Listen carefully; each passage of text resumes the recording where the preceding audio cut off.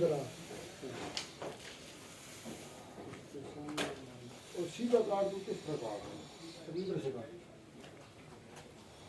सीधा रख के काट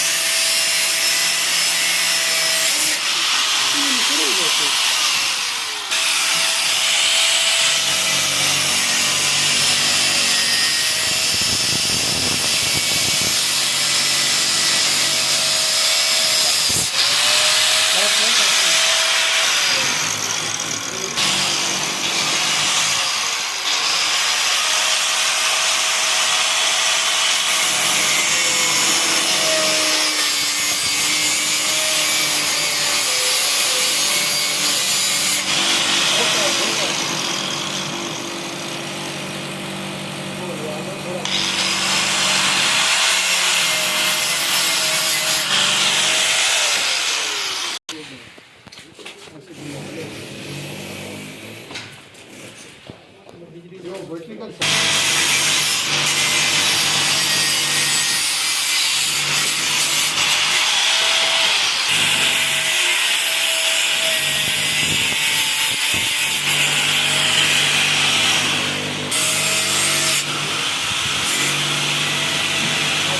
हाँ तो हो गया मतलब तो इस तरह वो भी चाहिए